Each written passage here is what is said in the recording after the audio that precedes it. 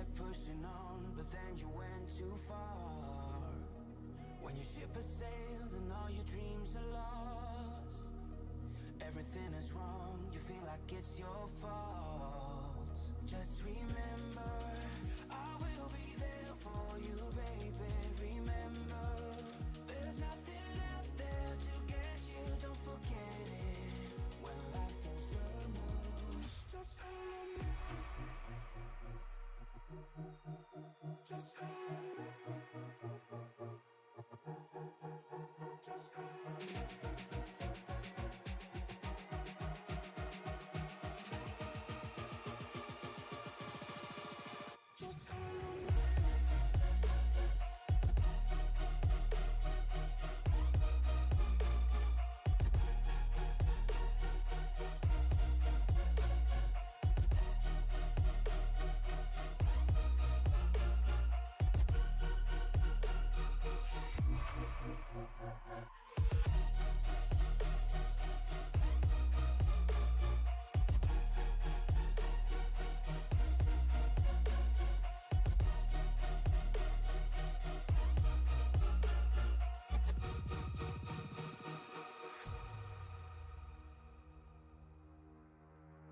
You're stronger now than you ever been. You gotta leave now, it's time to catch the wind. You will climb up high and look through the clouds, and when you're feeling low, I know you'll bounce back. Oh, and just remember, I will be there for you, baby. Remember, there's nothing out there to get you, don't forget it. When life throws lemons, just call me. Just call me. Just call me.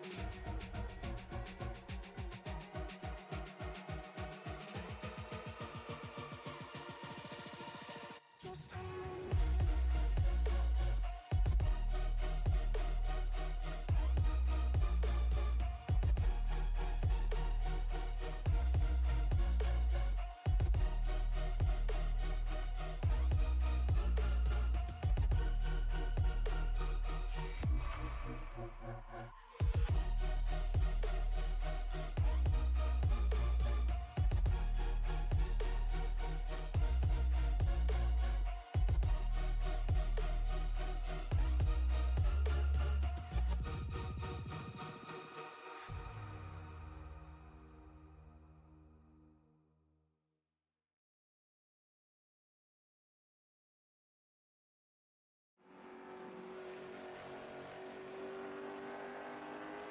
All right, welcome everybody into Sim Racing Media tonight. We have a special event put on by drivers of the senior circuit in memory of their fallen brother, the Todd Danbury Memorial, the Brass Ass 150 here at Thompson Motor Speedway. I am Mike Demoni up in the booth. Joined with me is Matt Metler. Matt, how's it going, man? Hey, doing phenomenal, Mike. Coming together here for a great cause. Special race here this Sunday afternoon, right out of Thomasville International Speedway, right in the heart of the Northeast. Looking to go ahead and get some prime time racing going here on this Sunday evening. No place better to be than locked and loaded, ready to rock and roll right here, right now. Definitely, Mike. Zekar here is on top of the board with a 2035. And as I say that, we just got topped by the 61 machine with the 2020 or 2032. And holy crap, these guys are flying down here.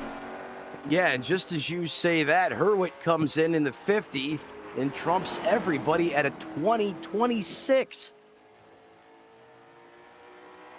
Absolutely blistering pace right now being set here in qualifying.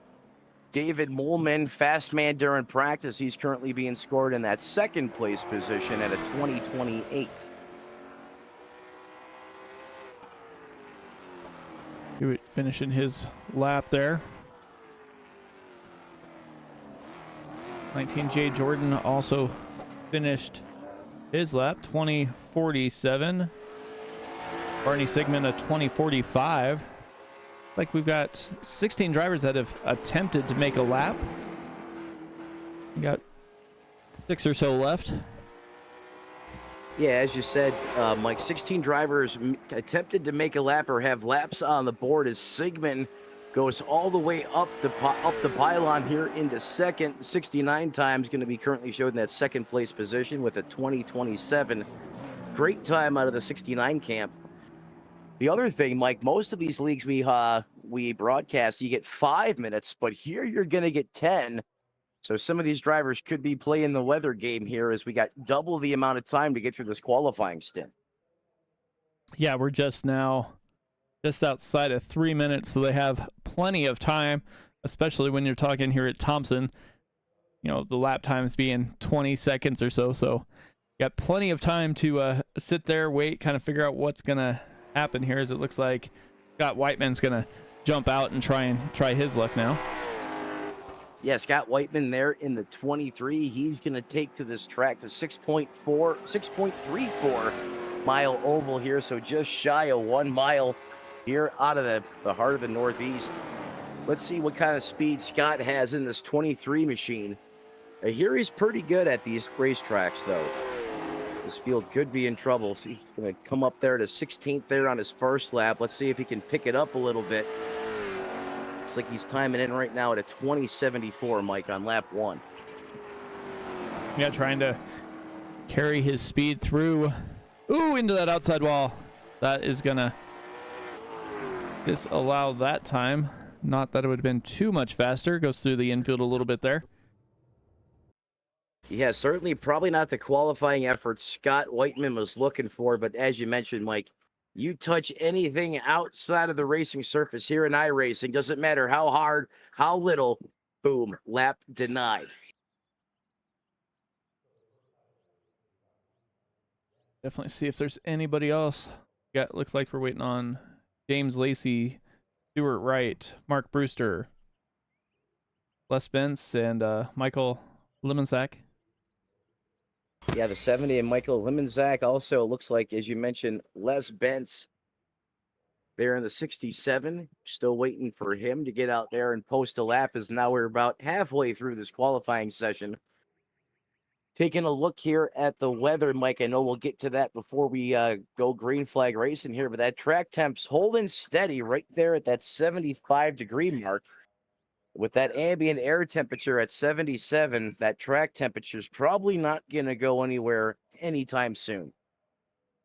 No, definitely not. See if we can jump up here. Let's see. We are in for 150 laps.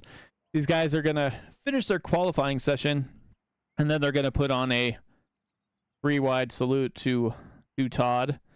See if maybe we can talk to drivers throughout the broadcast on maybe some memories or what have you with their fallen brother here.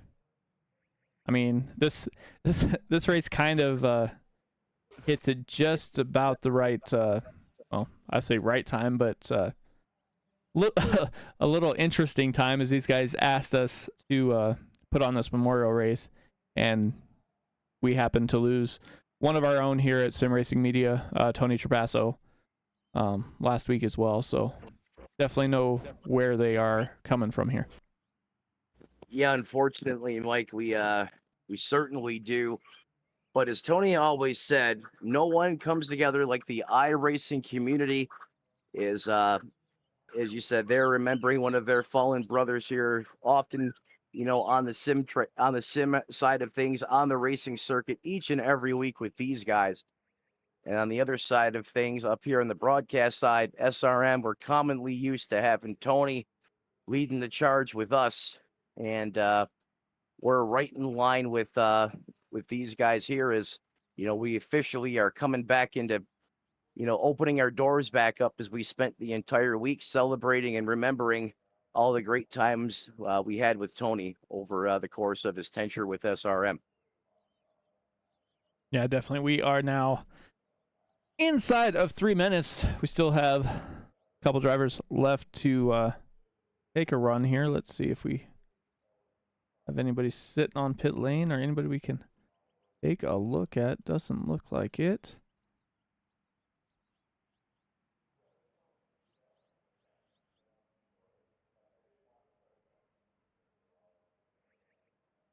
Yeah, some of these drivers here may just be perfectly content starting from the rear, letting the attrition unfold in front of them and putting themselves in position when it counts, perhaps.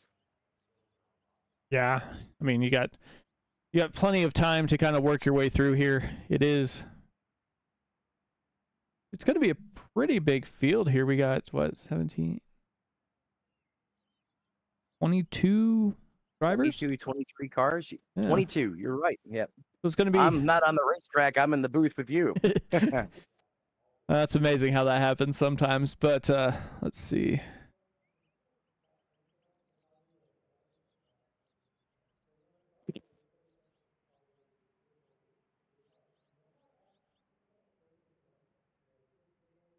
Got about a minute left here. Yeah, as we see Bill in the race chat, we miss you, Todd, giving a shout out here to his, fellow competitor, his fellow brother. Bill showing some respect right now. It's great to see. And if anyone's along with us right now live, Mike, I'm sure we'd like to hear for some of these fans as well. We can certainly shout them out throughout the course of this race. Oh, definitely. If you have a memory or anything you want us to bring up in the broadcast, don't hesitate to throw it out there in that YouTube chat. We'll try and get to everybody that we can.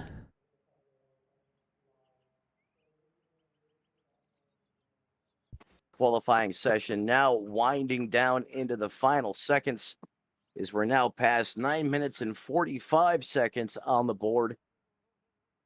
That's just going to about close this qualifying session up. But, Mike, we got something special in store during the warm-up, don't we? Oh, definitely do. We have these guys are going to get in their cars. They're going to, I believe, roll around here and try and give a 3-wide salute to Todd. And then, if what I'm hearing is correct, they're going to have basically have a good old-fashioned. They called it a wreck fest, so we'll see what happens here if they get lined up and get that going. And taking a look at these cars starting to grid up here, going out for, as Mike mentioned, that 3-wide tribute salute, as well as their warm-up session. The 19 and the 4 starting to roll here. The rest of the field following in line here. Really digging the paint scheme on that number 18 being piloted by Todd Danbury. Great looking car. Yeah, Todd's well, they said a couple different people would be piloting Todd's car. Todd's not gonna the car's not gonna race. It's gonna be here out front when they do that 3-wide salute, which I thought they were gonna do before the grid up, but maybe they're gonna hold off and here they go. Yeah, as these cars start to form up here in this 3-wide formation, a tribute, a salute to one of their fellow races here, as we oftentimes see in the iRacing community, in times of despair, in times of trouble, we always band together and come together as one to honor our fellow competitors. And that's exactly what these 22 guys are doing right now. Is they got these race cars formed up beautifully. Looks like they're going to be led here by the 69 machine, being piloted by Barry Sigmund, perhaps. Oh, a little. And and here we go. Well, that didn't take long. Oh, 69 time goes Talladega mode, almost clears the fence. Little monster trucking going on there. The 21 having some fun. They're just having fun now. Like I said, they were going to try and... Oh, he gets knocked out of the park. He gets put on the dirt access road. Yeah, Barney Sigmund there racing that 69. That's also, I believe, usually what one of Todd's paint schemes are. Guys are still rolling around. Forrester got flipped upside down and back around again. Someone just went space shuttle status too. I mean, I'm pretty sure we got all the areas of this racing facility in action on that one, Mike. I mean, we had cars jumping the fence on the access road, cars doing the lid spins, and that didn't take long to get these cars all torn up. Definitely did not. They were out there ready to run. They did their 3-wide salute to Todd. Made it just past the start-finish line, and everybody got in on the action. Yeah, some of those guys wasted no time as they really took it to the 69 car there right off the get-go. Here's where the beauty of sim racing comes in. A little quick repair and got a brand new race car. Wouldn't even know anything happened to it.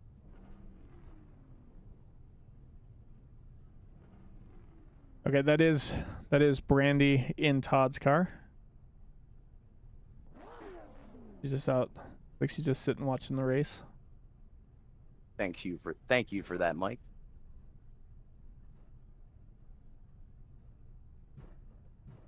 See.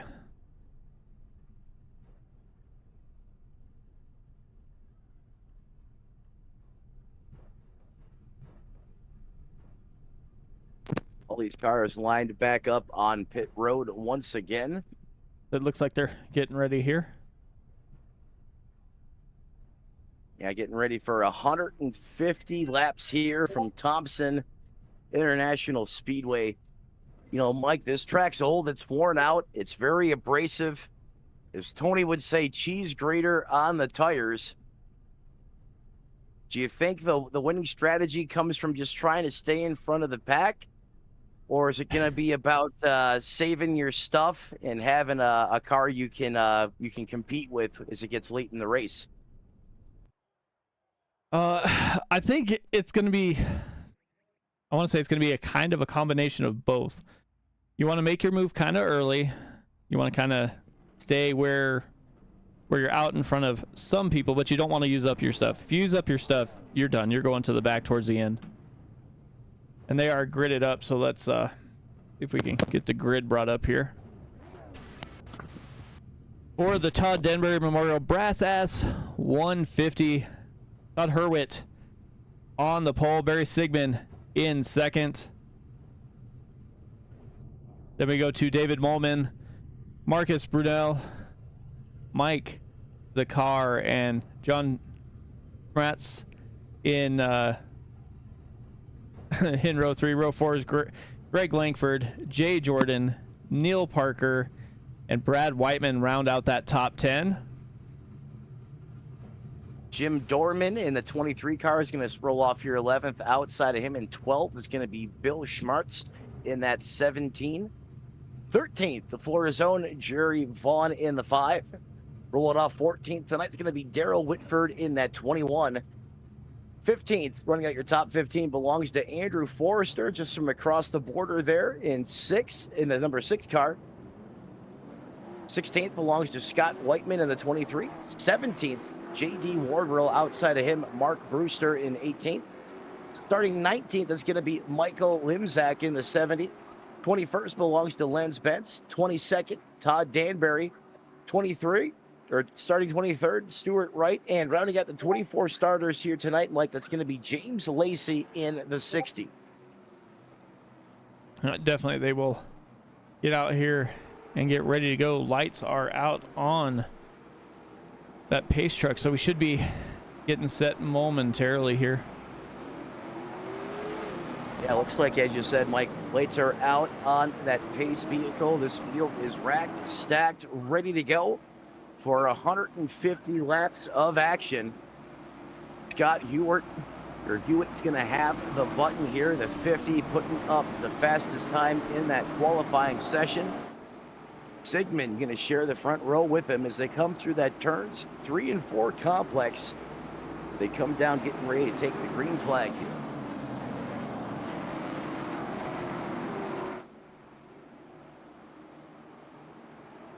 Looking for the flag, and we're off. Green flag racing here as they barrel down to the turn 1 for the first time. It's a side-by-side affair between Sigmund and Hewitt. It's still door-to-door coming off of turn 2 as they pound down the backstretch for the first time.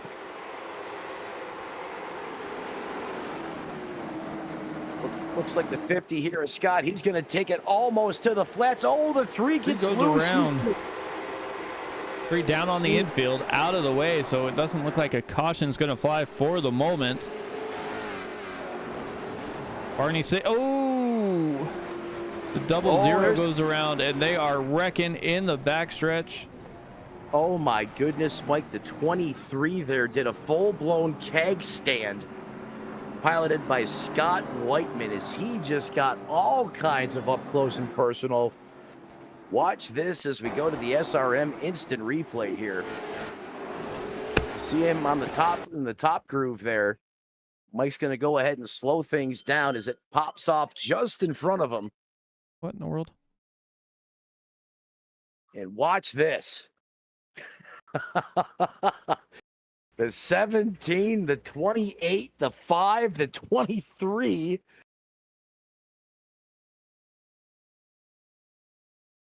They're just getting served up. Back of their cars jacked all up in the air.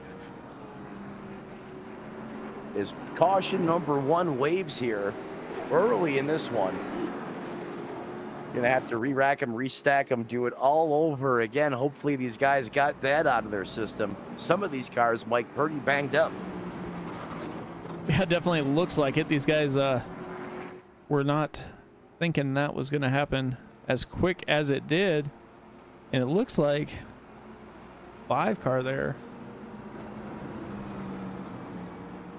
of Jerry Vaughn got out, basically was behind the pace car, so he winds up front. He does have a special message on his rear bumper. Let's see if I can get a good view of that here. Oh, right direction. Got that Todd Danbury on there. Yeah, rest in peace, Todd Danbury, as you said, being clearly displayed on the bumper of that race car. 5 currently leads the field behind that Iracing.com pace truck. Lights are still on, which means we're going to have to go at least 2 more times around this racetrack before we get back to some green flag action here. You know, when the lights go off, that 5 car is going to get moving and have to get to the back of the field here. As you see the guys making their way out of pit road, staying just in front of the pace truck. Yeah, you're right, Mike. The 5 there. Currently of Jerry Vaughn being scored a lap down, so he'll take the wave around here, what should bring Barney Sigmund and Marcus Brewing back to the front row here. There he goes. The 5's going to go ahead and catch the back of the field here. He's going to have to hustle. Not a very lengthy racetrack here. This field gets re-racked, restacked once again. Looks like everybody else got the wave around up front, so we should be getting stacked, ready to go.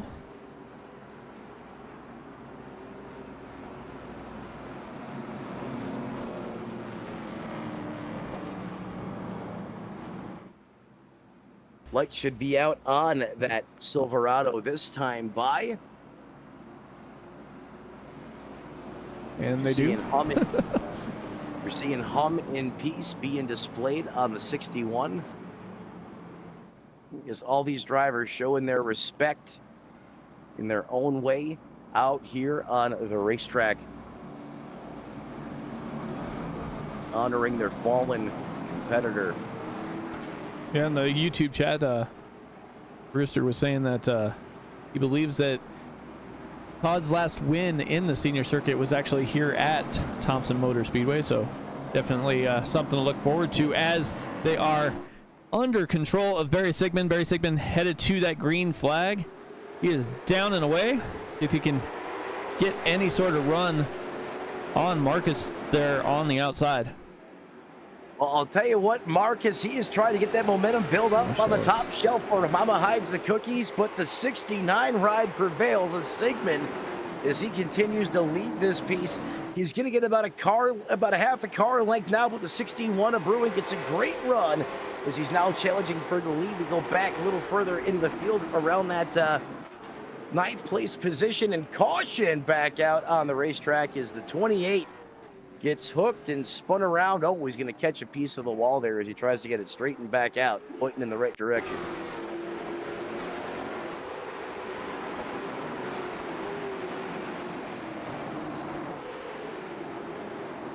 Oh, got a little help there from the 4.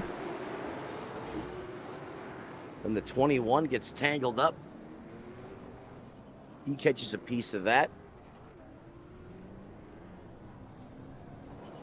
I think it all started here with the 00.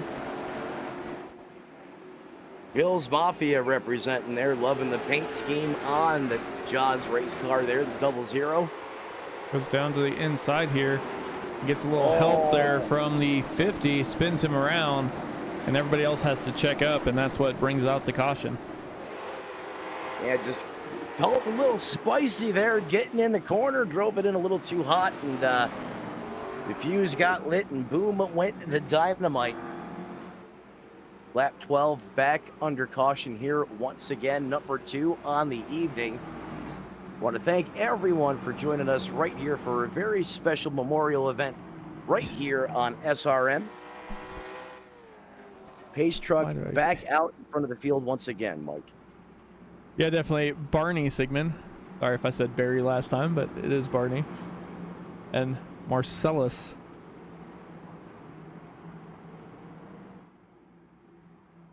Marcellus and Barney are going to be leading them to green once again. Tell you what, biggest mover of the race, we got 2 of them. J.D. Wardrow in that 48. He's up 12 spots inside the top 5 in 5th.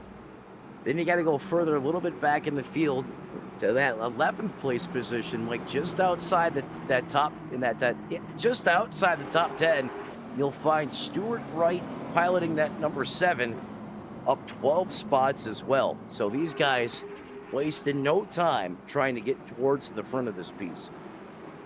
Definitely looks like they were able to stay out of the trouble that has been happening and able to take advantage and get a couple spots.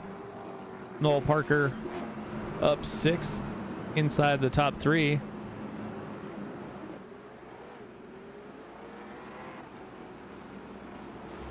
Look at that paint scheme on the 79 of Noel Parker, mellow yellow, very reminiscent of Days of Thunder, Cold Trickle. Kyle Petty, I also believe, drove the mellow yellow car back in the day in the mid-90s as well, which is what I think inspired the paint scheme for the movie. Oh, probably did. See if they're going to be able to get these guys stacked back up.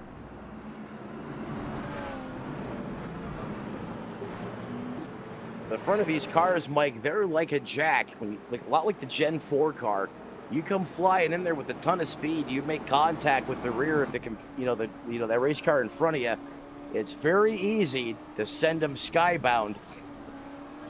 Get ready for the restart here. We'll be on board, looking out the front. Noel Parker restarting in that 3rd position.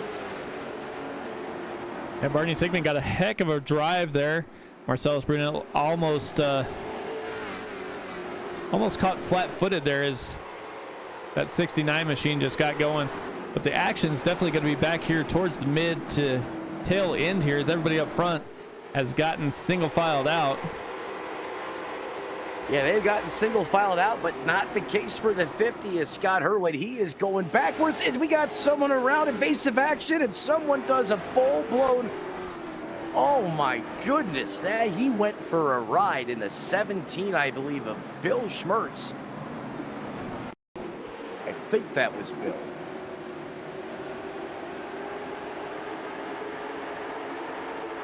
We go back to the SRM replay, comes across the nose of 48 rifles back up onto the racetrack. Here comes the 17, and he's going to absolutely get peppered here. 70 comes in. There it is. I was just talking about the jack effect, and he literally gets up close and personal with the 21 of Whitford. Just scoops the back of that car right up out of right off the asphalt.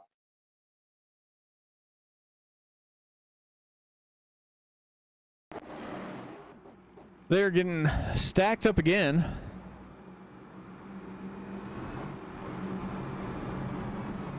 You know, Mike, sometimes patience is key to success at one of these, at this racetrack.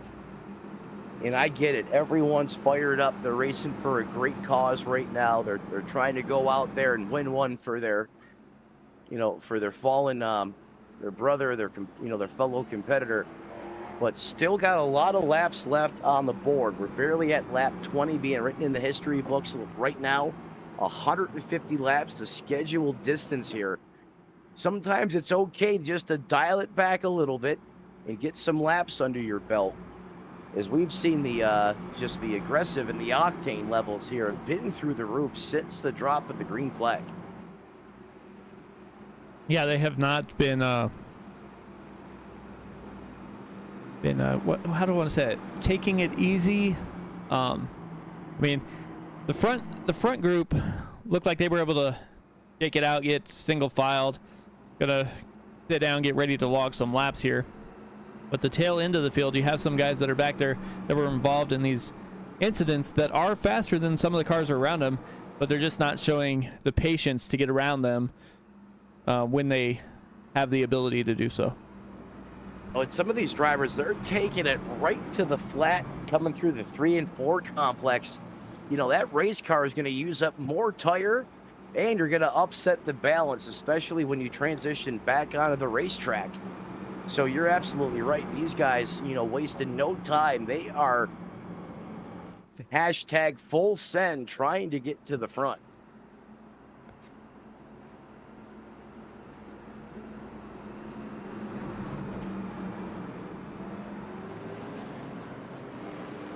So here they are getting ready to get stacked back up.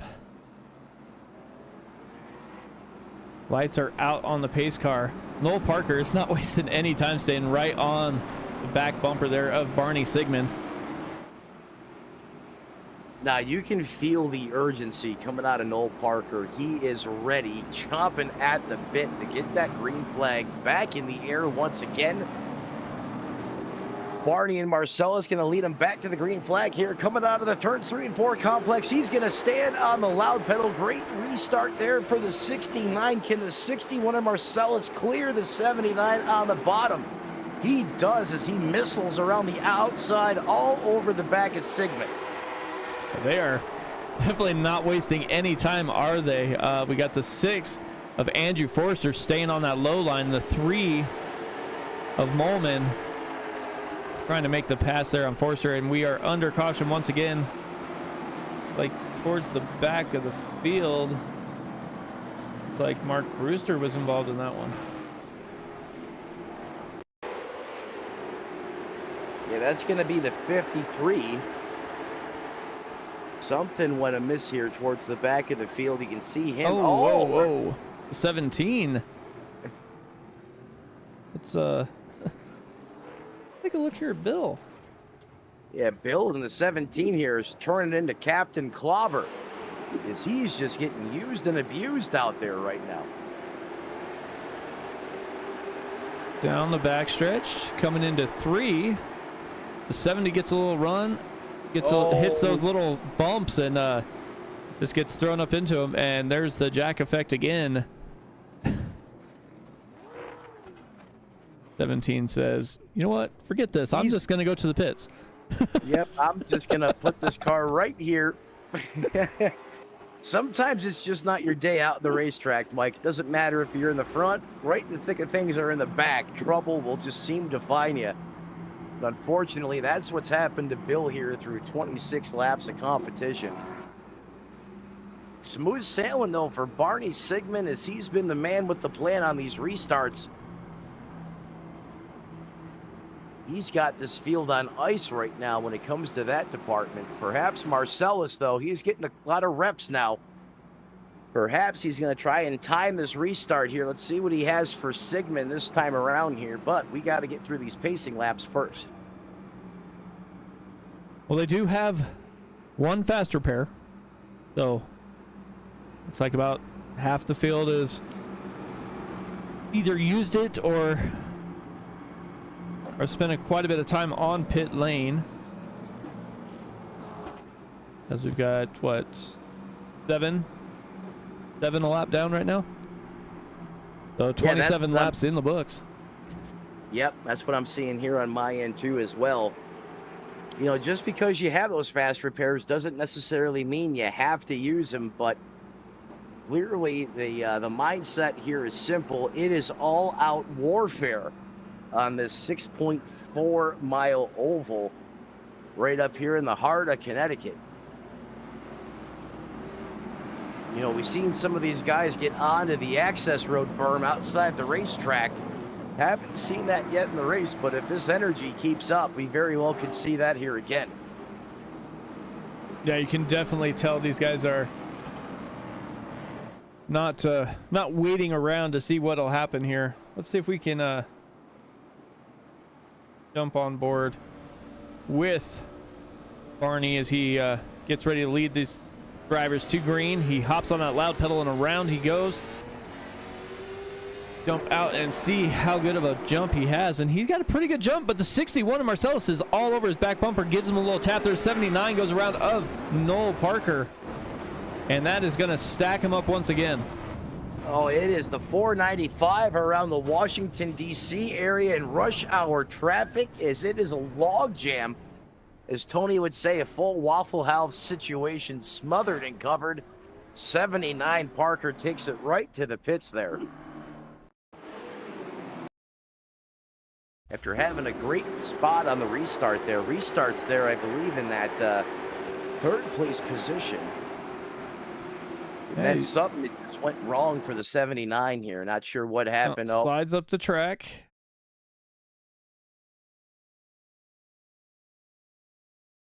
Oh. Slides up the track. Andrew Forrester gets in it. The 48, the 5, the 50, the 20. Oh, the 20 might... Oh, I was going to say the 20 might have got through there, but definitely did not. 67.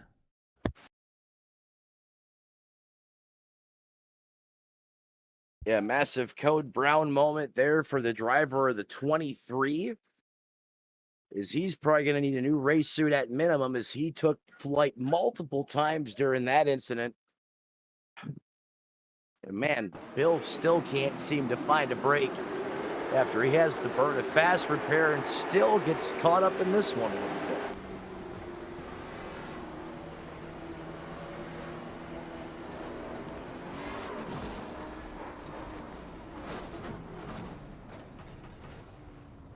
Whiteman was just trying to stay out of the way and just got tagged just a little bit and sent him around. Looked like a game of ping pong out there with 3,500-pound race cars.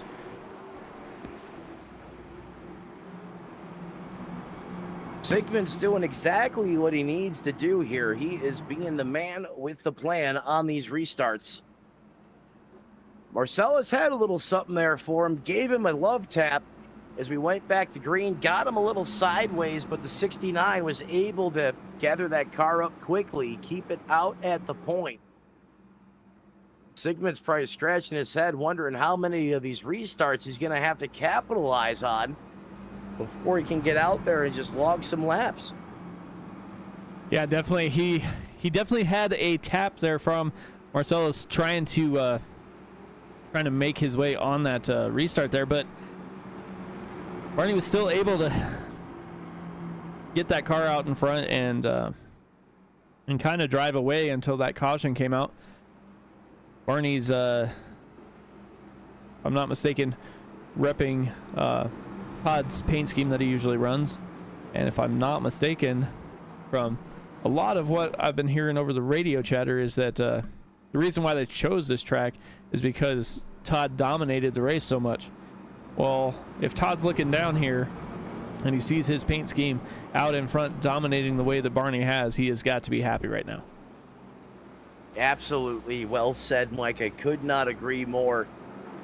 Is that paint scheme inspired by Todd on that 69 is out there, you know, quite frankly, looking like him. As you mentioned, one of his best racetracks. Route back to green flag racing here once again. Marcellus continues to get better on these restarts. And he is there. He has got him on the bottom side, but the 69 goes with the power move up top.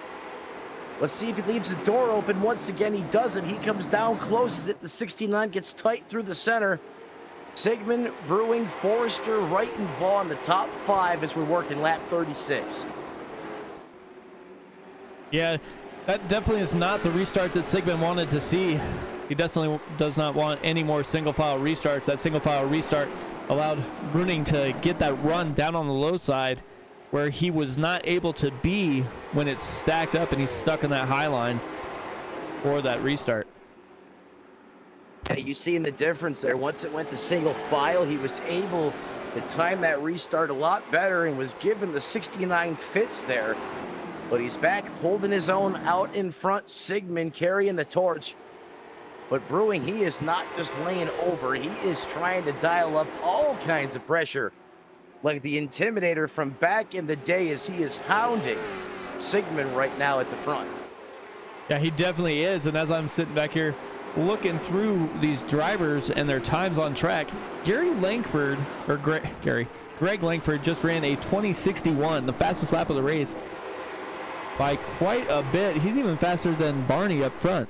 So what I was saying is true. Oh, and as I say that, David Molman just ran a 20:56. So these guys in the back are not slowing down any at all. No, not slowing down. They are picking up speed. And speaking of that, how about this 3-car out there throwing it back to the 1995 All-Star race inspired by Dale Earnhardt Sr.? That 3 is turning some very fast laps right now out there on the racetrack. But he's just in back of that big hornet's nest. Oh, as they almost had an up-close and personal situation, is the 5 and 19 trade some paint coming off the corner. And they finish it up right there. Oh, and it's a full log jam once again. Oh, the 5 barely clears. Was that the 92? Look like it. Let's see here. Brad Whiteman. He probably looking at deer in the headlights as that unfolded. Watch this, Mark. Well, you're talking about it earlier. 28 sitting there. You got the 5 with the blacked out hood or roof panel there. 19. They get together here just a little bit. Then they slide up, they save it. The 5 gets into the wall. 19 goes down. We'll speed it up as they come down the stretch, and then just 19 basically almost just goes straight, like he didn't have any ability to turn there. We'll see here. He was able to turn right into the fence. I mean, he caught it head on. Yeah, let's see here who 5 sliding down the track now, trying to get turned around. Now watch this. 092 has to lock it down. The 5 probably didn't know he was there on the bottom. 92 thought it was over. It's not. Had to lock it down once again.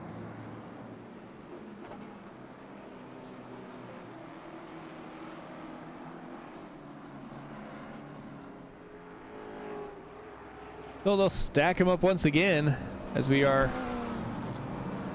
working our way through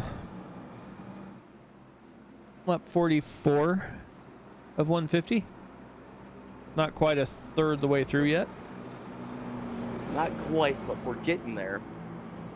It's been all Barney Sigmund through 44 laps. he's had these restarts down. But Marcellus in that 61, he is getting a lot of opportunities here and try and find a way to best Barney.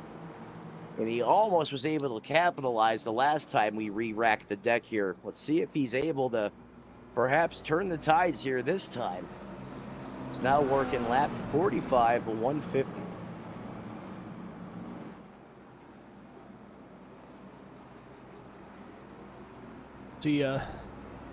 We'll see what happens here to get stacked back up, or if they're gonna keep it single file. You know, Mike, in the words of the Offspring, you got to keep them separated, and that holds true here on the racetrack. As it's been one heck of an affair out there, as everyone's giving some to somebody else here through 46 laps of competition. Well, they're given some things, just not space. This is true. Everybody's kind of going for the same real estate, not exactly what you want to see, but they'll stack them back up here. Single file restart. Barney is going to try and learn something from his last restart, see if he stays down low or if he's going to stay up high, and see if Marcellus goes low like he did the last restart. 69 got a great restart there, playing the restart games. He was able to outsmart Marcellus. And in fact, Stewart Wright almost got into him there. Stewart had to check up a little bit. Yeah, but and we're back under caution. Didn't even make it out of the corner. No, and sometimes when you don't even make it out of the first corner, that caution comes back out. That can really mess with iRacing timing and scoring. If you go back to the replay here, the Ford tries to get skinny on the top side, going up against Bill's Mafia. Just not enough room there. Here comes the hook in squeeze. The 00 thought about going over, but he doesn't able to get it back down on all fours. And then gets turned right into the 50, launches him 2 tires up in the air. The 48's going to boomerang around with him, and simultaneous crashing into the outside retaining wall. And the 00 finishes it off with a piece of pepper to the face to the 50.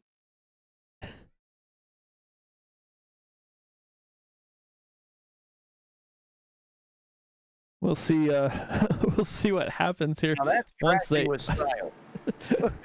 Oh. So we're third of the way through before when they go back green.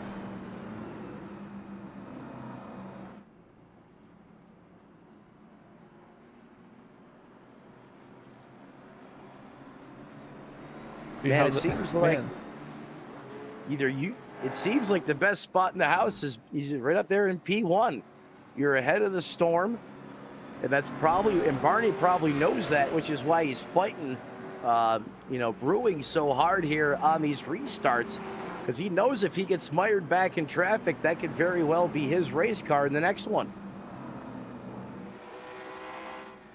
Yeah, definitely. Josh Brown checking in the YouTube chat.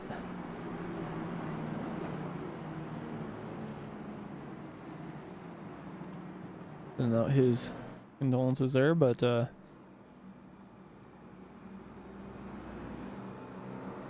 see if we have some drivers that have called it a night, and it looks like we have.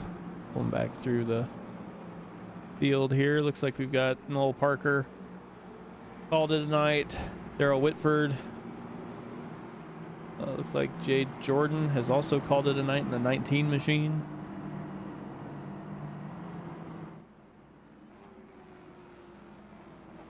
David Molman spent over 5 minutes on pit lane.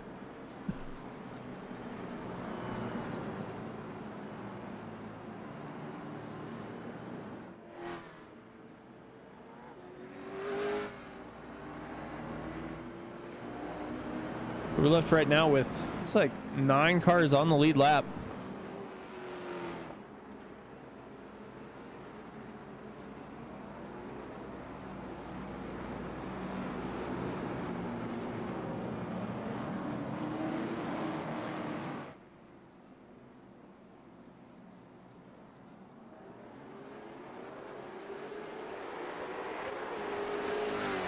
And we're back under green. Didn't take any time to get that green flag waving. Lap 53. Barney Sigmund is down and away, out by over a half second. Marcellus Bruning back in second. Has about 3/4 of a second lead over Stuart Wright. Andrew Forrester and Mike Zakar back there in that 20 machine. Brad Whiteman, Jerry Vaughn, and it looks like we got a couple of crashes towards the back here.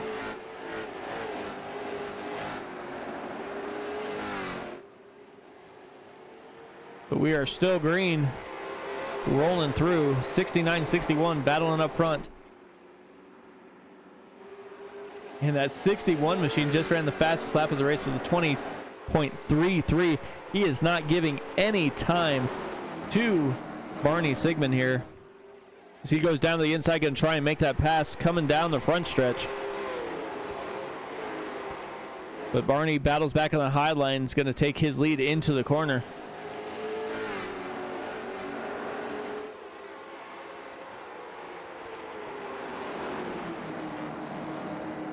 Battling tight up front. Let's go back and see here. We got Forrester and Zakar battling for 4th and 5th. Whiteman not too far behind him as well. 6 machine of Forrester is going to try and drive towards the front here. Was down to the inside of the 20 machine. Does the 092 side by side going through one. 092 gets the position. We'll see if the 20 can battle back, and he will, as the 092 gets loose down almost on that apron there. Yeah, got a little squirrely there, Mike, able to get that car corralled back up, gets back in line there, right in that 6th place position outside the top 5. That 92 car is looking a little bit stronger here as these laps continue to wear on. You know, as we quickly approach lap 60 now, we should start seeing who's doing a better job of saving their equipment. As this racetrack, once again, really abrasive. Ooh, the 92 comes up there, gives a little bit of a tap, is out front. The 92, I should say, we go back through this battle here. He is searching. Oh, the 20 gets into the 6. Around goes the 6 into the grass. Able to get it loaded up just in time, but caution, going to come back out once again as it was getting really racy just inside the top 10. Yeah, definitely you saw the drive that the 092 and the 20 kept getting. And the 6 kind of turns down just a little bit. You can kind of see where the asphalt color changes there. And they keep kind of sliding up, and just barely touches him. So that 20 machine sliding up the track spins around the 6. Yeah, Forrester gets set into the woods there, into the grass. It looks like I'm gonna say it looks like you were right in saying he had it wound up just before he hit that wall. So doesn't look like too much damage for that 6 machine. Nah, I think he'll live to fight another day there, as it could have been a lot worse. The only damage to that race car really on the back door, where that initial contact, I believe, was made.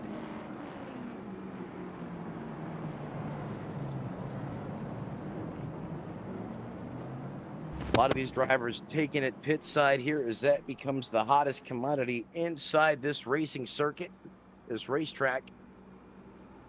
Sigmund continues to dominate here. But I'll tell you what, Marcellus Bruning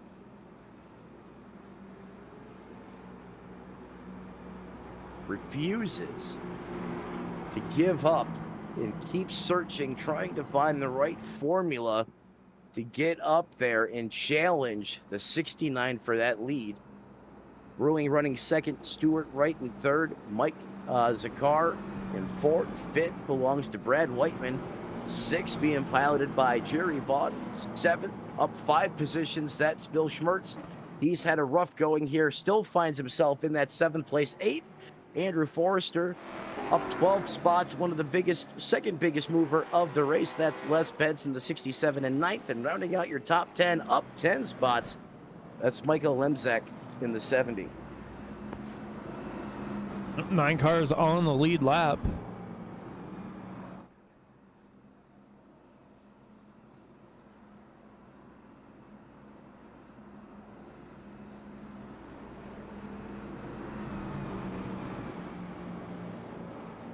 Getting closer to that halfway point. You know, you talked about tires and such, but these guys really haven't had an issue other than the heat cycles that are going to be on their tires. And there's been a lot of heat cycles on these tires, Mike. So we're going to have to see exactly how that changes the compound of this rubber. I believe this is a Hoosier tire they're running here tonight. See how that affects the handling of these race cars here as we come back single file formation. The 69 gets a clean restart there, able to easily get out in front over Marcellus there in the 61.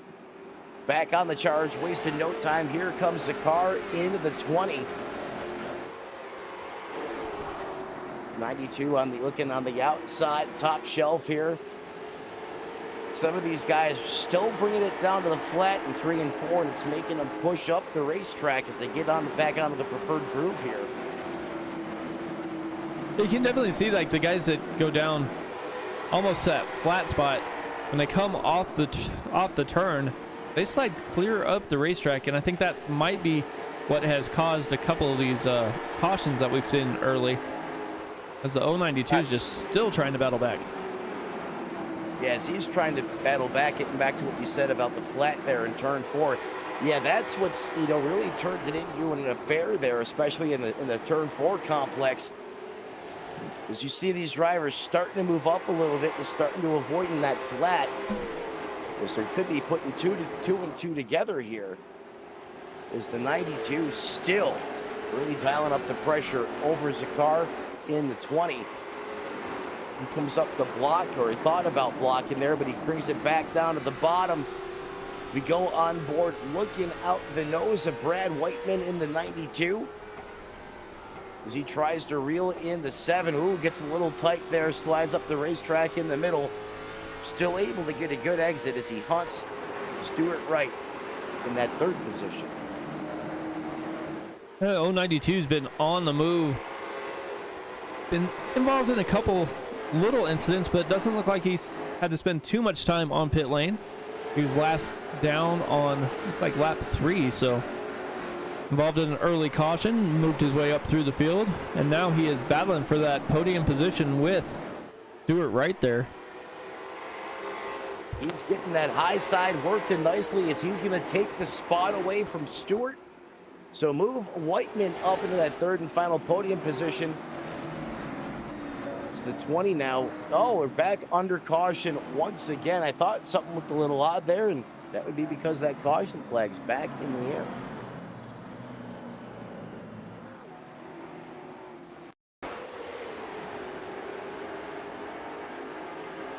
.48 of JD Wardlow.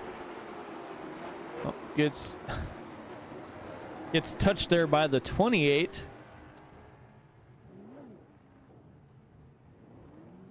of Jim Dowman.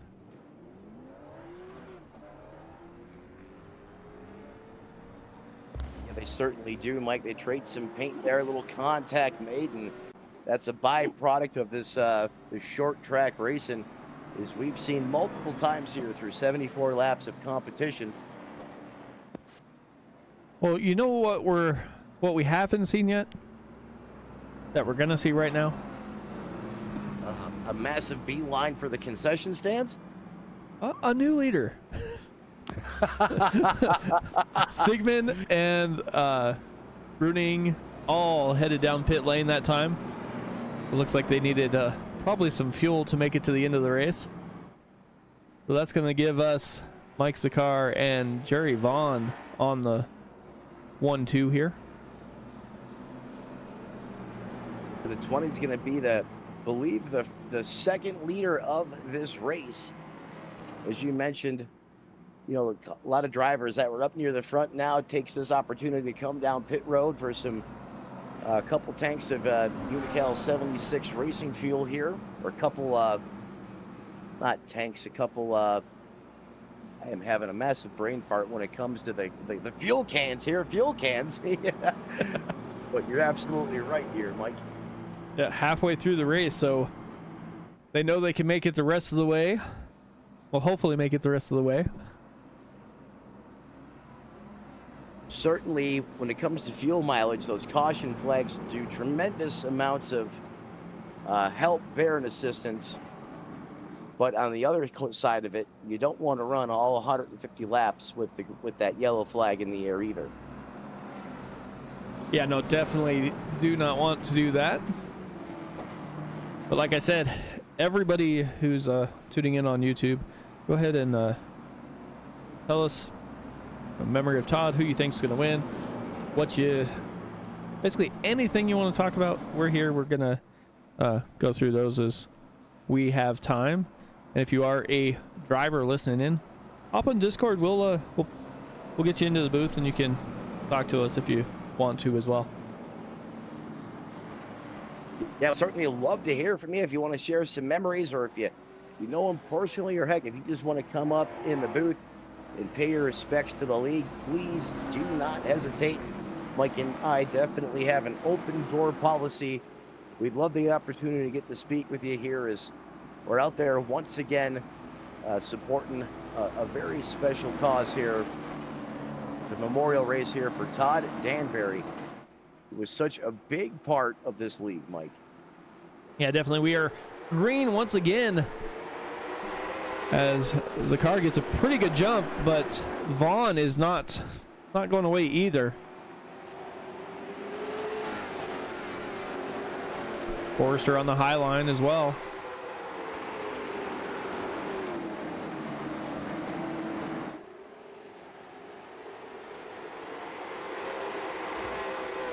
Single file action here now around Andrew Forrester, who continues to be one of the big movers of the race, up 12 spots. Got himself in that podium position right now. Again, one of the competitors here from just the other across the border is, oh my goodness, the 92 of Brad White just pancakes the wall there. You can see the damage on the passenger side of that 092 ride. Able to keep it pointed straight though. Green flag remains full display here at this racetrack. Little bit of damage up on the nose of that Camaro. Yeah, definitely. That is one thing that you have to kind of watch out for in no matter what car you're driving. I mean, yes, it was 65 or so laps on the tires, and yes, it was under caution, but sometimes when you get those 4 fresh Goodyears, or in this case 4 fresh Hoosier tires, the car handles a bit differently, so you kind of have to change the way you're driving. As the 092 gets loose, slows way down, and stacks up the back of the field. Oh. And Bill is in it once again. Well, someone clearly wanted McDonald's stop, because there was Big Mac served up, stacked on top of each other there. And I believe our buddy Bill was involved in this one again as we slow the replay down. Great camera work from Mike, our managing producer here this evening. Oh, yeah, just got shoveled by the 69 who led a lot of this race. And then as he completes the spin, he gets tagged by the 50. It's going to help him make another revolution. The 3 is going to get up in there.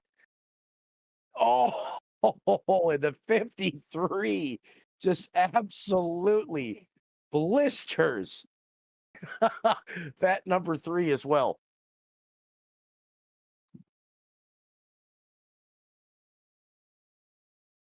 Let's see what we do here.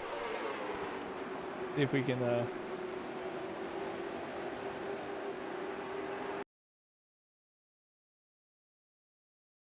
on board here with Brewster in that 53 machine. Sees the carnage that's going to come up here in front of him. Tries to slow her down. I don't think he expected for the 3 machine to just stop there on track.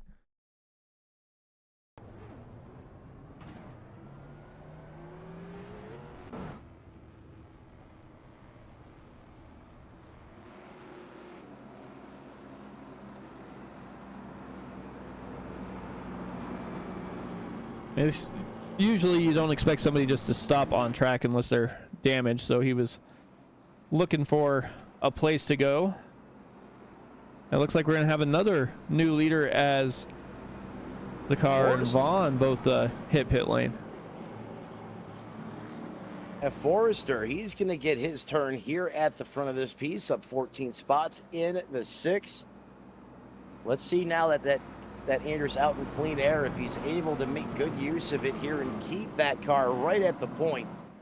But I'll tell you what, Whiteman, he has been on a charge here, Mike.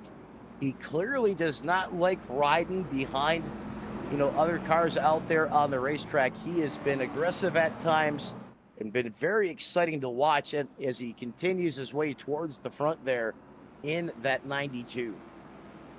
And as I'm looking here, let's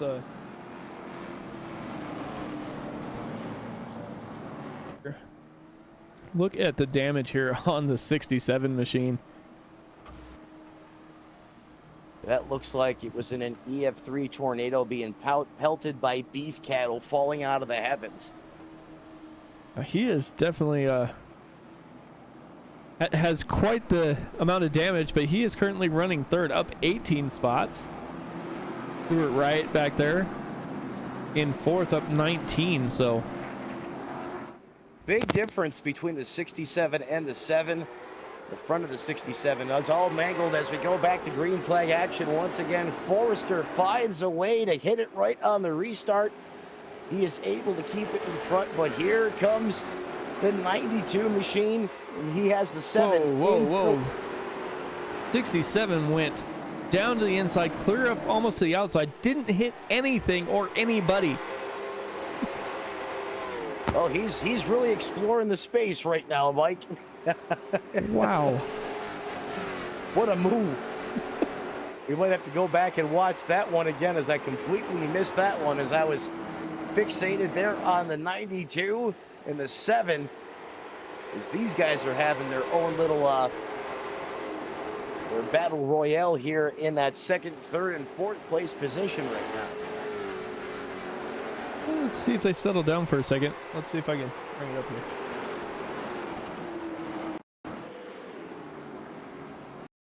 Jump over to 67. So here it goes on the restart.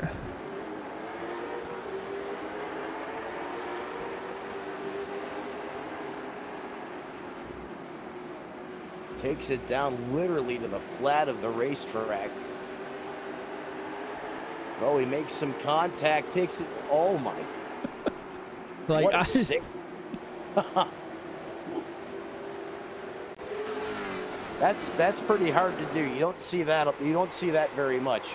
Definitely not. It looks like he's slowed down, maybe took it pit side there, but Whiteman now gets his shot at the front, as they were just about 3 wide behind him for second. As Marcellus, Forrester, and Sigmund in the 69 trying to work his way back here to the point. yeah, Marcellus there was able to work through traffic a lot faster than Sigmund was, as he is now up into P2, just has Whiteman in front of him, but Whiteman is not slowing down. He's out to over a half-second lead right now, and he's running a couple tenths slower than Marcellus here, so Marcellus will close in momentarily as we're getting close to that century mark of laps completed here. Yeah, almost 100 laps through competition here, as Whiteman had to work for it, but able to get to the point. And Mike, as hard as he drove to get here, I don't think he's just going to lay over and let Marcellus or Sigmund by, for that matter. And you're right, not exactly the fastest car on the racetrack, and some of that could be due to the damage on that passenger side of his race car, particularly to the nose. But Mike, we say it time and time again. Passing them is one, catching them is one thing, passing them is another. Yeah, definitely. I mean, you can catch somebody, but as we saw with all those restarts, it's not going to matter if you can't pass them. But it looks like we have a yellow flag once again. Yellow back out, lap 97. Oh, 67 and the 17 and the 5 goes right into the driver's door and the nose.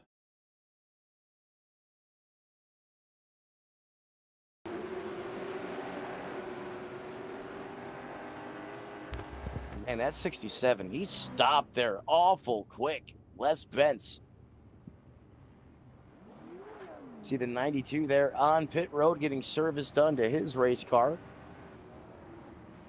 Spent all that time working to get the lead. Decides to take it down pit road here. Is now that's going to give Marcellus the lead here as he files in line just behind that Iracing.com Chevrolet Silverado. It's officially going to be at the century mark here this next time by under caution flag conditions here. I'm Matt Metler. He's Mike the Money. Want to thank everybody for joining us here for the Todd Danbury Memorial, a.k.a. the Brass Ass 150. Yeah, definitely want to thank these guys for giving us the opportunity to put on this race. We love doing these memorial or fundraiser races. Not only does it allow us the opportunity to get what we do out every day out to a different crowd, but it also kind of gives us a way to give back to the community that we love as well. Absolutely, Mike. And that's really what it's all about here at the end of the day. It's like you said, this is definitely a different market for us, but we're more than happy and thrilled to be here to work with this league, especially during such trying times, not only for them, but for ourselves as well. Here on the SRM side of things as well, is now officially at lap 100. Marcellus Bruning continues to lead here now as the first laps of this race under caution. Barney Sigmund, your early race leader, believe he's led the most laps thus far. Up back to where he started in that second place position. Something tells me he's going to want to get back to the lead before this thing's all said and done. Yeah, definitely. See how this restart goes, because they are basically single file. I'm going to assume probably most of the rest of the way to try and get some laps in, as they got stacked up pretty good there when they were double filed. 61 of Marcellus down on the loud pedal and gets a pretty good jump. Looks like Sigmund was kind of caught a little bit flat-footed there.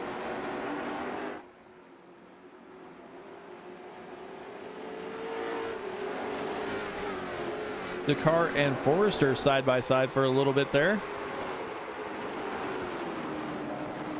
And we're under caution once again.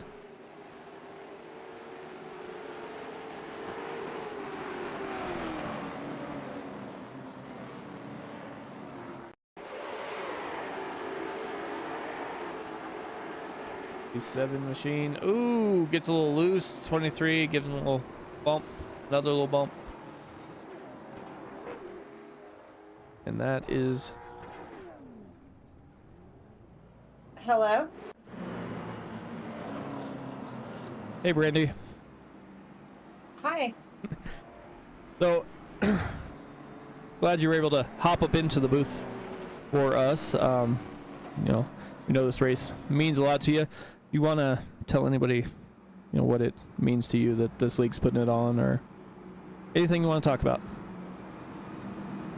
I don't know what I could talk about without crying at this point. I know Todd's loving this, that you guys put this race on, and I want to thank you guys for the sim racing for paying for it. Well, anytime it is It is something This we week- love to do.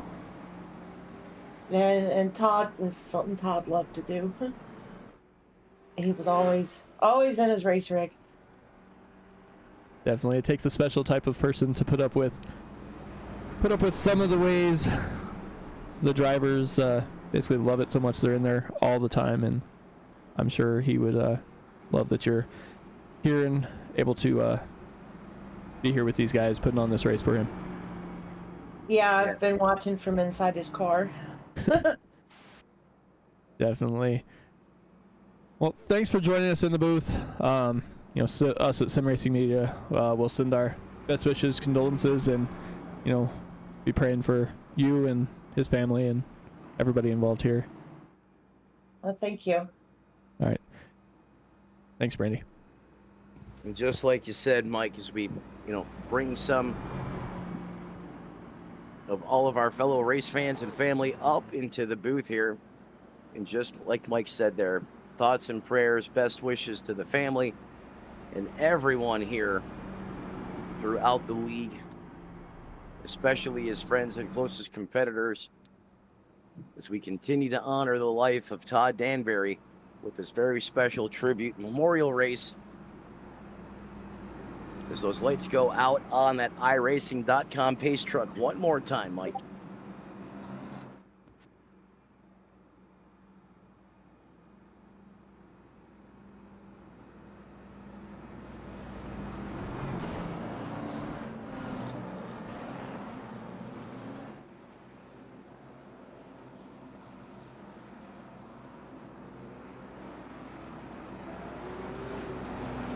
As we get going back to green here,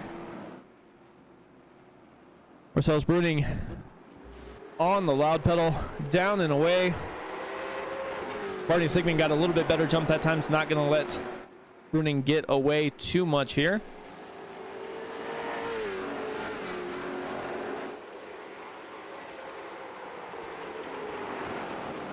You can see here, Marcellus now changed his lineup there just a little bit. Like he's avoiding that flat piece of asphalt in the 3 and 4 complex here as he starts to feel the pressure here as that 69 has now cleared Forrester, and he is starting to make the charge towards the 61 of Marcellus.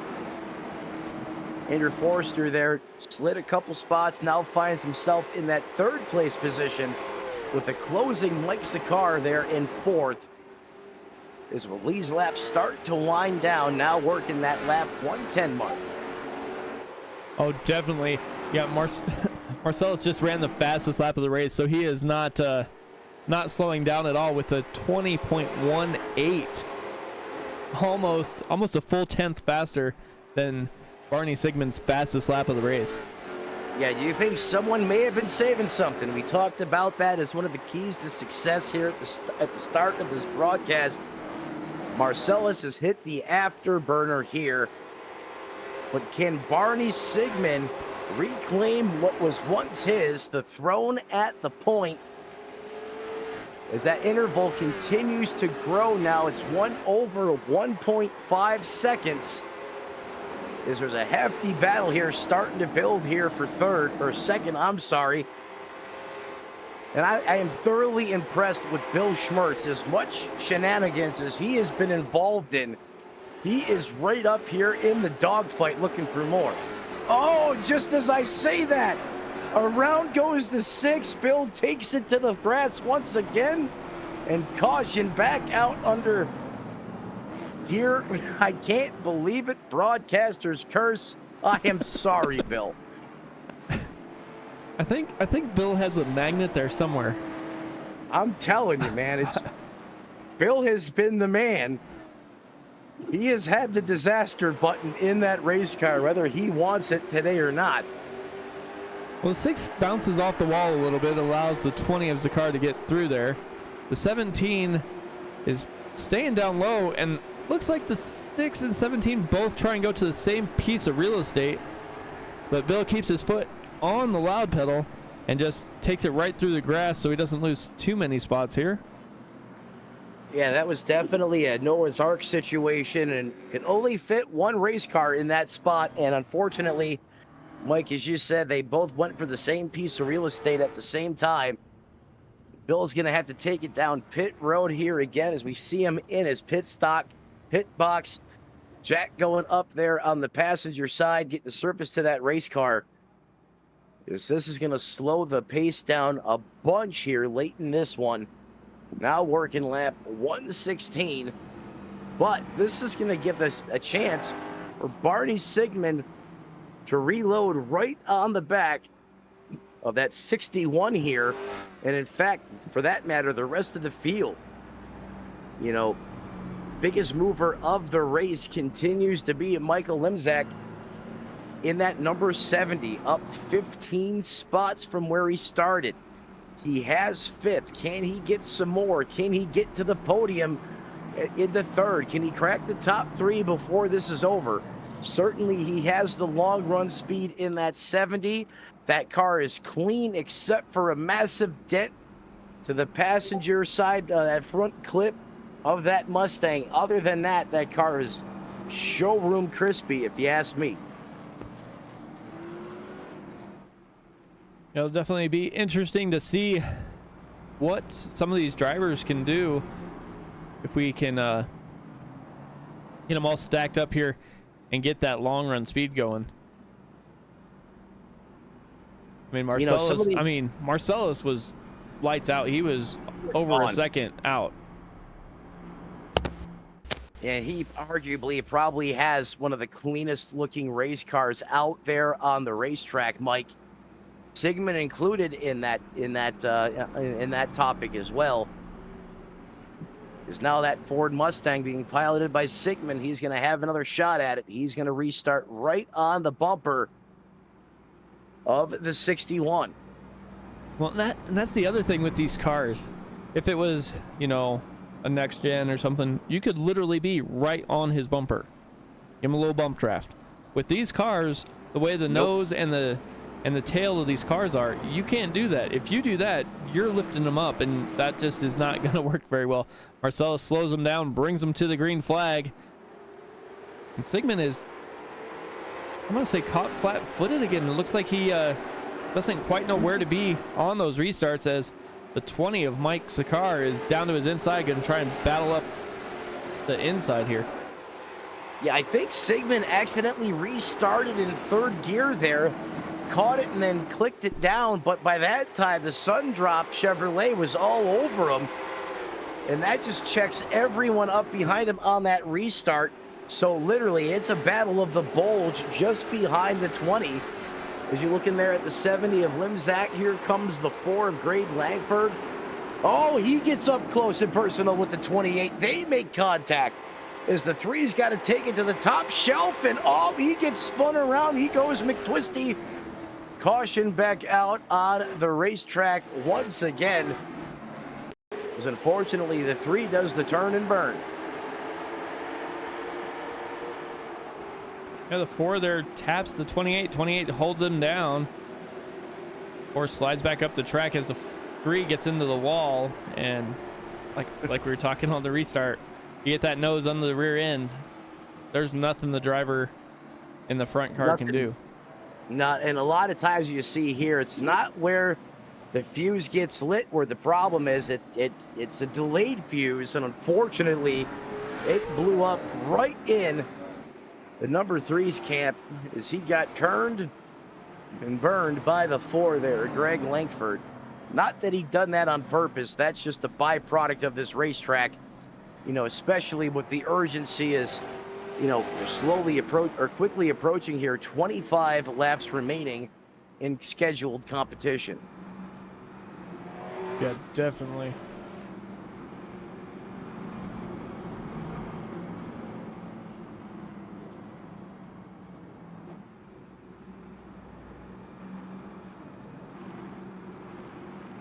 Mike, we've seen some of these drivers up at the front. We've seen things not go their way out there on the racetrack, and they get mired way buried really deep in the scoring order here, deep in the pylon, if you will. And they found a way back to the front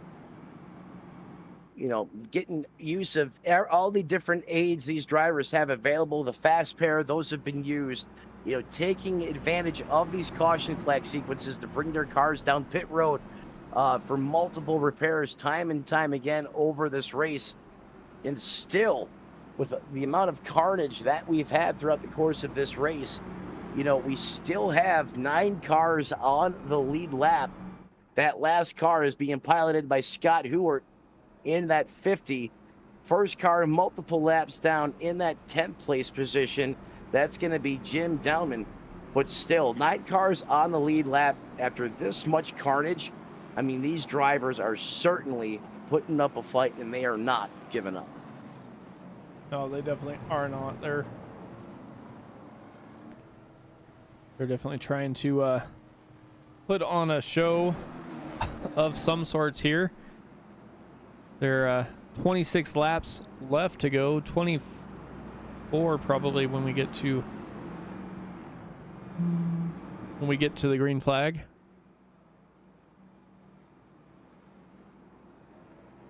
Well, let's see if Marcellus hums in peace or if Barney Sigmund is going to send one on this restart here.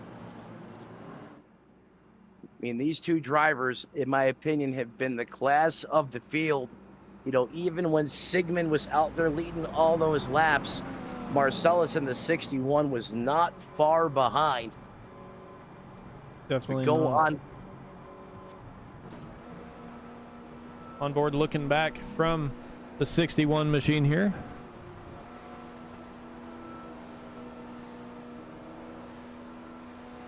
Green flag out. Green flag back in the air once again here, now working lap 127. Another brilliant restart by the 61 as he's going to pull it now 2, 3, 4 car lengths over Sigmund as it looked like he got loose there in the corner. Here's the 92 making a big move. Brad Whiteman back to that 6th place position. Is he able to get around Langford? Tick, tick, tick, tick. Now 23 laps left on the clock. And caution once again. Well, Mike, cautions breed cautions. And, well, that's kind of exactly what happened here once again as we go back to that SRM instant replay. Going to the eye in the sky here. Let's go with the drone cam being piloted by our own in-house Jimmy Eggenfeldner. You can see here the 7. That's Stuart Wright just up the road in front of him. It's going to be Jim in the 28. See where it all goes wrong here. The 7's taking a lower entry. Oh, does he flirt with the flat? Oh, he is. And I think he's going to get tight and push up, and he does. He knocks on the back door of the 53. He's going to send him around the 23. He's going to get a piece of the action. He's going to pop the 7 in the rear, spin him around. Smothered and covered once again here. Calamity Corner seems to be the 3 and 4 complex multiple times here this evening. Well, we talked about it kind of early. You come on that flat, and then when you go to slide up, you really slide up the track. It's not kind of a gradual thing either, and it's up to you to stay low, but it's not always in the cards for your car to do so. You know what, Mike? I'm going to jump in the SRM cutaway car here really quick under this caution flag sequence here because I want to see. That's what I thought. These drivers not getting any sets of tires over the course of this 150-lap race. So I'm surprised that these guys, especially, now that we have 130 laps of competition on these Hoosiers, are trying to go down there and make it stick. I don't see that happening. Well, that is the good thing about having that ability there, Matt. We can kind of see what strategy and fuel run and all that happened to be, but I knew we set that up for a reason.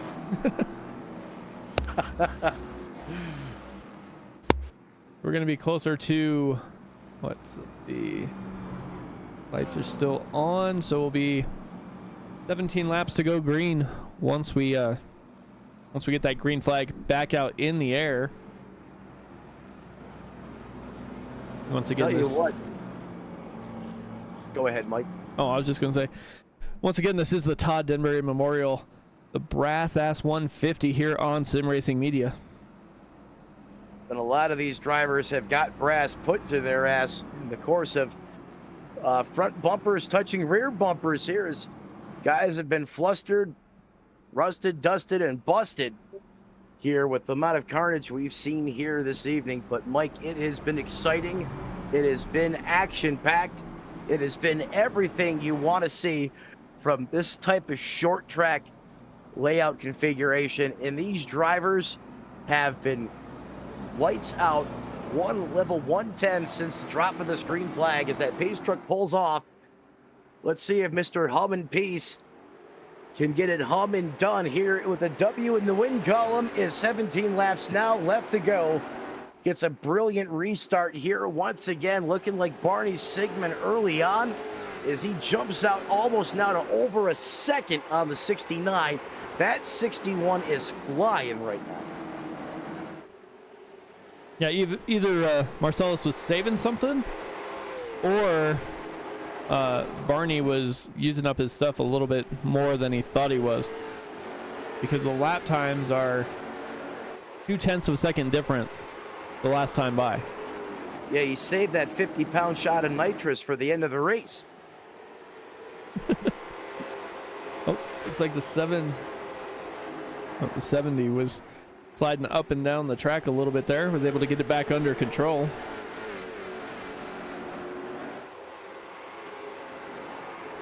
Great job there on the recovery there, as we're still flirting with that flat piece of asphalt. Mike, there's got to be a lot of time gain to even want to go down there and try it this late in the race, knowing what can happen when you come back onto the racetrack. Oh, caution back out on the racetrack once again, as it was just getting good in the neighborhood up front.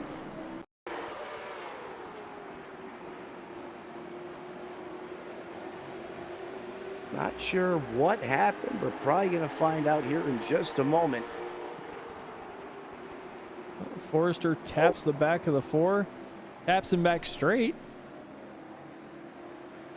Yeah, it was a 1-2 whack-a-mole, as you said. Hit him right back in the right. You set him back in the right direction.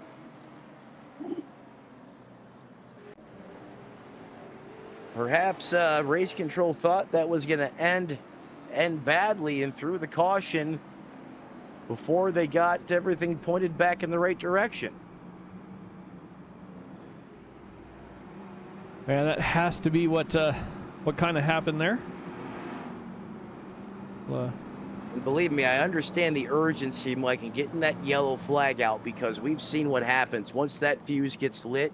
It doesn't take much time at all for multiple cars to be involved in these incidences. No, not at all. See if we'll see if Sigmund can get a little bit better restart here. Maybe we'll jump on board with Sigmund for this restart once we get back towards the green flag here. Yeah, I after watching a couple of these restarts, I don't think the 69 has the rubber on the rear of that race car to launch like the 61 is. And I think that's why you're seeing Marcellus just triumph when that green flag goes back into the air. And by the time the 69 gets rolling, you know, Marcellus has, you know, about a 1 second advantage. And then, you know, instead of the 69 of Sigmund being able to focus on, you know, trying to find the line to run the 61 down, you know, he's got Zakar all over him in that 20. Yeah, it definitely seems that way. Be interesting to see if they were able to stack him up too wide, what the race towards the finish would be like, but doesn't look like we'll get that option here. And I promise you, Marcellus does not want to see that option. He wants to keep it just like what's working for him here. Yeah, definitely. We've seen that. It didn't really matter who was the lead car, they seem to be getting a huge jump when it comes to the restarts. Yeah, they have. And you're right, Mike. Who's ever been out front, it just seems like that. And I know clean air and aero doesn't come and do a huge, factor here at a racetrack like this. But regardless, like you said, who's ever been carrying the torch here, when that green flag goes back into the air, they've made it look easy.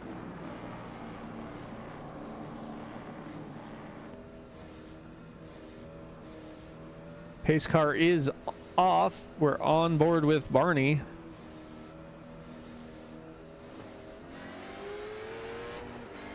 Green flag back in the air once again. Sigmund gets a little bit better of a restart that time, only going to fall about a half second behind Marcellus on this restart here, and able to get some breathing room between himself in the 20. Usually Mike Sakar has been all over him. 8 laps remaining. Caution back out once again. Oh my goodness. As we got the 6 taking cars to the face, everyone scattering through the infield. What in the world went wrong? We will find out momentarily here. I just saw a car go flying through the air, so. We've seen a little bit of everything this race, Mike. Kind of gets stacked up on the restart.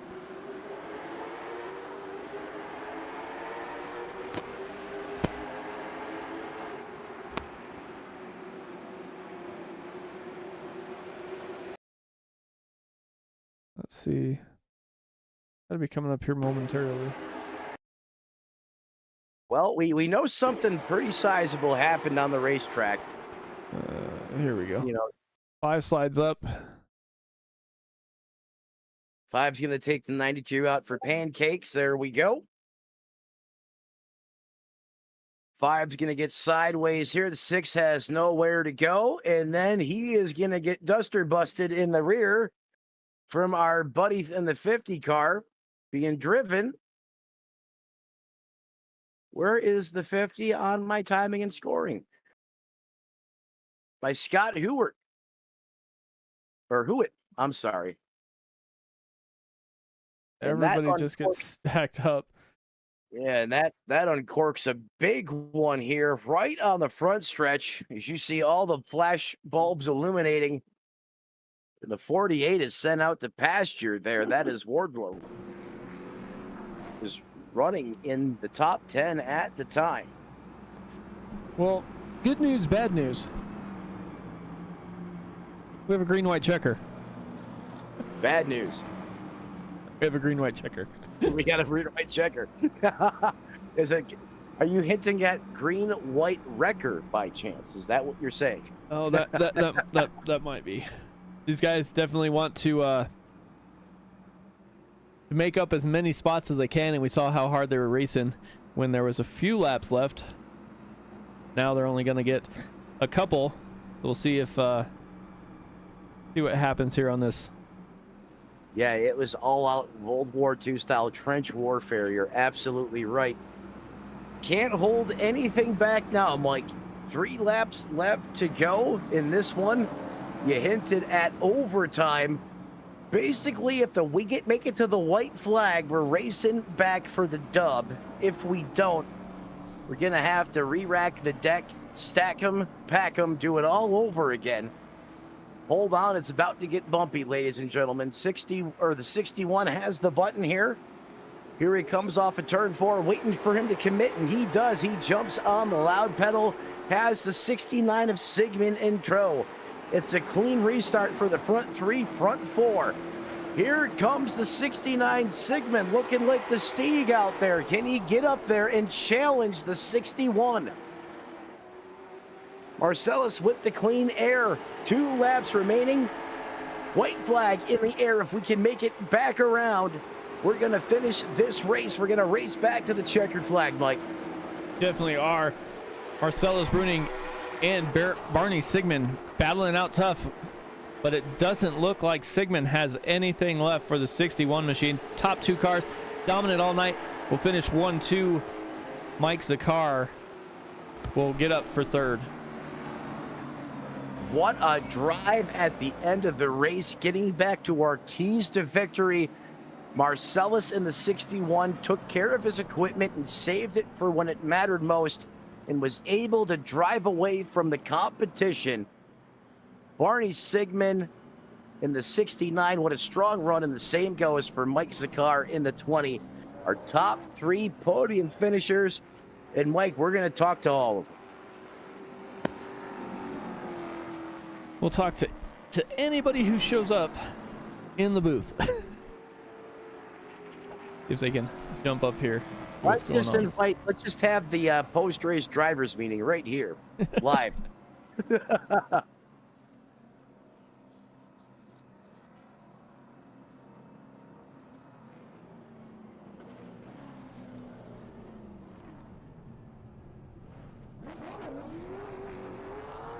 There we go, as he's going to burn the house down, get the rest of the good off of those Hoosier tires. What a win for Marcellus Buing. He's still burning it down, and rightfully so. He had to work tough for this one. But he gets the W here from the Northeast, here in the state of Connecticut.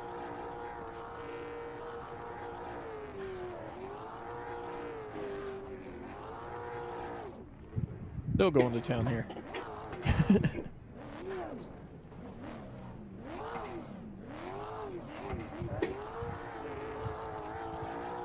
Anybody can jump in the chat.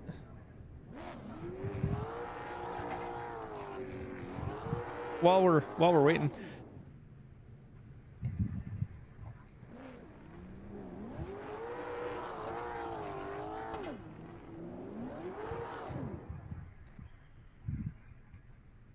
Hey guys, you got me? Yeah, we got you, Bill. How's it going?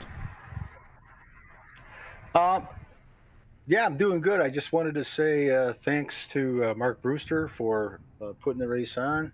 Thank you guys for broadcasting free of charge. It was a very nice gesture, and I hope all the racers that raced tonight show you some love for that. Yeah, it was a fun race. Too many cautions. We should have been better than that, but we'll take them all, and just wanted to say thank you. Definitely. Well, Bill, you were involved in quite a few of those cautions. Did you have a magnet out there or something? Yeah, it was just close Saturday night racing, you know. You try to slow down so you don't hit the car in front of you. The guy behind you doesn't note it or react in time, and around you go. So definitely. Yeah, I was working my way up. I think I was in third when I got in another little tiff, and I already had used the fast repair, so I had a 44-minute required repair, and I was just parked in the pits the rest of the race. So definitely. Congratulations to Mark Bruning and Barney and Mike Zakar. Good race, guys. Definitely. Are those guys going to try and climb up here, or are they done? You got me. Yeah, you got me. I really don't know, and I'm getting ready to check out. I gotta go and get the car in the hauler. All right. Well, thanks, Bill. We will let you go and joining us up here in the booth. Okay, later, guys. All right. Well, let's go ahead and go over our race results real quick, I guess. Marcellus Bruning, Barney Sigmund, Mike Zakar are our top 3. Michael Zimazak, biggest mover, up 16 spots to finish P4. Brad Whiteman in 5th. Jim Dowman is up into 6th. Andrew Forrester, Greg Langford, Jerry Vaughn, Mark Brewster round out that top 10. Yeah, and 11th coming home just outside the top 10. That's going to be Scott Hurrett. 12th belongs to J.D. Wardlow. 13th, David Moolman. 14th, Stuart Wright. Top 15 belongs to Bill Schumertz, who had a handful here of just carnage at times, but he stayed in it until the very end.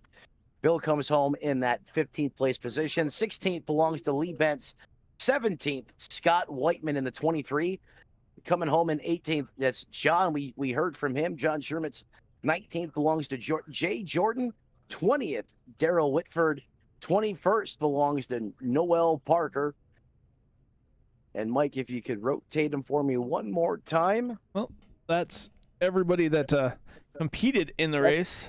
That's right. Thank you, Mike. As I am up here in the booth. Well, Mike, we had one heck of a show. We had the cautions, we had the crashes, we had the drama, but ultimately we had everyone racing in honor of a great competitor here, somebody that everyone associated with this league absolutely loved. And I couldn't think of a better way to celebrate his life than right here on one of the racetracks that he used to dominate at Thompson International Speedway.